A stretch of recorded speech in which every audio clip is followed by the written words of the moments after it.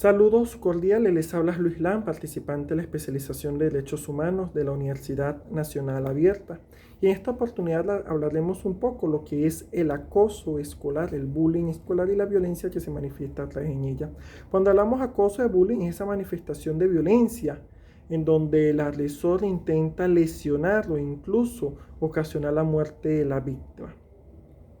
Cuando hablamos del acoso escolar o del bullying, el cual hemos visto que ha tenido un incremento en los últimos años en los ambientes escolares, podemos hablar de 6 tipos de acoso escolar, los cuales han sido objetos de estudio y se han tipificado en los diferentes estudios sociológicos y científicos que se han realizado en torno a esta circunstancia que se vive en las instituciones educativas.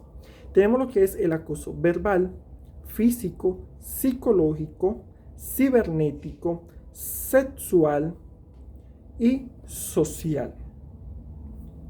Cuando nosotros hablamos del acoso verbal, son aquellas manifestaciones de violencia a través de insultos, sobrenombre, chismes, desprestigio, que se levanta contra la víctima, intentándolo colocar en un estado de vulnerabilidad ante su entorno.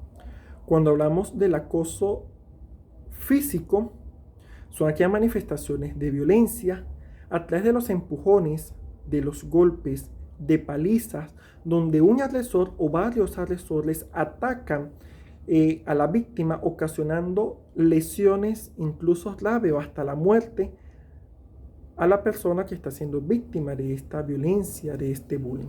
Cuando hablamos del ciberbullying, hablamos de esa evolución del acoso escolar.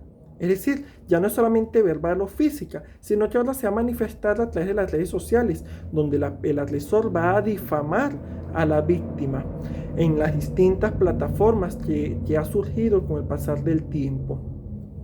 Este tipo de bullying es preocupante, ya que primero ha aumentado en los últimos años y segundo, en la mayoría de los casos el agresor se encuentra en un estado de anonimato, donde la víctima no solamente es vulnerado en su entorno, sino que también lo coloca en un estado de desventaja ante no saber contra quién se va a defender o a quién va a denunciar ante tales hechos.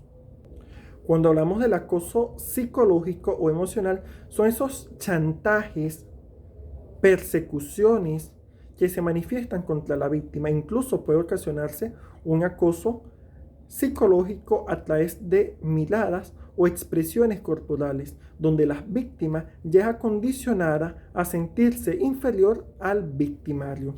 También tenemos lo que es el acoso sexual, que es aquella manifestación de violencia que se da contra la víctima a través de burlas, bien sea por hechos homofóbicos o contra la inclinación sexual de la persona, sea real o falsa, a través de las burlas de sus genitales o distintas formas de expresión que atenta y vulnera la sexualidad de la víctima.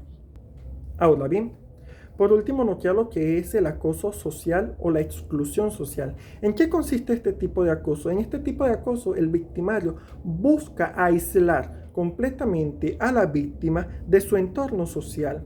Ejemplo, excluyéndolo o excluyéndola de los grupos de trabajo o esa persona saliéndose de los grupos de trabajo donde se encuentra la víctima, ignorándola completamente, colocándola en un estado de soledad ante sus compañeros. Es preocupante cómo ha venido implementando estos hechos en los ambientes escolares, pero no solamente hacia los estudiantes, sino muchas veces también hasta los docentes.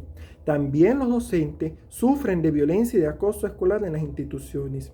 ¿Cuándo? Cuando los mismos estudiantes o otros compañeros de trabajo manifiestan sobrenombres, apodos o hablan mal del docente, incluso los familiares de los alumnos, de los estudiantes, cuando quieren chantajear al docente, cuando quieren difamar al docente o cuando colocan al docente en un estado irregular ante el dominio de sus alumnos. En el caso de España, en el 2005, se creó una oficina de atención al profesional de la educación ante los ataques de violencia dentro de su entorno escolar. Lamentablemente, En este ámbito no se ha estudiado mucho, siempre se ha enfocado en el ambiente del estudiante como víctima.